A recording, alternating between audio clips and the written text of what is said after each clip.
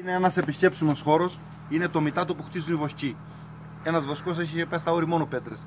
Χτίζεται με αυτόν τον τρόπο, το χτίσαμε και φέρνουμε τουρίστες ή ντόπιους και τον δείχνω πώς χτίζεται το μητάτο. Κατεβαίνω από τον κήπο και κόμμενε ντομάτες, σαγκουράκια, καρπούζι, ό,τι έχει τέλος πάντων ο κήπος.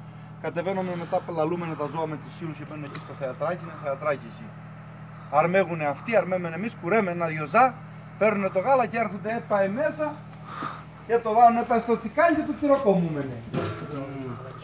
Άμα το βάλουν εδώ έπαε στο τσικάλι και το τυροκομίσουμε, βγαίνει μιζίδρα.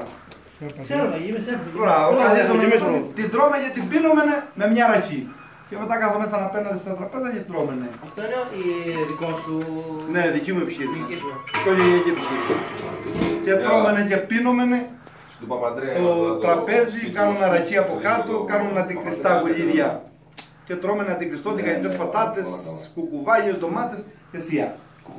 Φεύγοντας θα πάρετε ένα φυλάδιο, από πάει έτσι σαν ενδύμιο. Εδώ είναι το βιβλίο επισκεπτών και ελάστε μέσα να πιούμε μια ρατσί που θέλω εγώ αυτό με ενδιαφέρει. Πάμε να πιούμε μια γρήγορα. Και εμένα ο πατέρας μου ερέας είναι. Το γρήγορο. Α, συνάδελφος είναι. Συνάδελφος, ναι. Είναι πού, στο Μεσολόγγι. Πόσο νοματοί ήμασταν. Σε χωριό είναι πάνω. Ήτανε πριν σύνταξη τώρα. 16 ήμασταν, γιατί ήμασταν ιδιαίτεροι. Λοιπόν, και είπα μέσα οριμάσει το τυρί. Το τυρί που οριμάσει το κάνουμε σε εκείνα τα ξύλινα του πάκια για να του δώσουμε τα αρώματα που πρέπει να πάρει το τυρί. Ωραία, Βανί. Εμείς δεν τα στάσαμε με τη τσάπα, έβαλαμε και εργάτες, αλλά η πιο πολύ δουλειά επίκαινε σε εμάς. Πότε ξεκίνησε να φτιάξει? Πριν 7 χρόνια. Αυτό είναι 7 χρόνια. Επιτοπλίστων η πολλή δουλειά είναι σε εμάς. Εμείς έχουμε πίσω 3 μηχανήματα εδώ πίσω με τα μάρια, άμα κάνετε έτσι ένα κύκλο. Άμα κάνετε έτσι ένα κύκλο και φύγουμε με τα μάξα, είναι ένα ταμάρι και δουλεύουμε τις τσάπες. Και πουλάμε και πέτρα. Δικέ μας. Πουλάμε την πέτρα. Αυτό είναι μόνο πέτρα. Το κάθε ένα χτίζεται όπως το κεραμίδι. Με τα αντίβαρά του, αυτός είναι 4 μέτρα ο τείχος. Και το τσιμέντο μπαίνει από την έξω μεριά. Καθόλου τσιμέντο. Γιατί ο αέρας πρέπει να μπαίνει μέσα στροβιλιστό σαν φίδι. Όταν χτυπήσει το τυρί που θα το έχω εκεί, να μην το χτυπήσει ευθείο να το σκάσει. Γιατί έχει πολλά λιπαρά το τυρί. Δεν υπάρχει κουτρά τσιμέντο, αυτό έχει σφήνες, όλα σφήνες. Σφιναλάκια έχει και αντίβαρα και είναι σαν χολωτό στάχος με κλειδιά. Αντίβαρα έχει μεγάλη πέτρα προς τα έξω. Ναι, αντίβαρα είναι η ΑΕ. Βλέπεις εκεί το κλείδωμα πώς γίνεται. Με κόνικες πέτρες.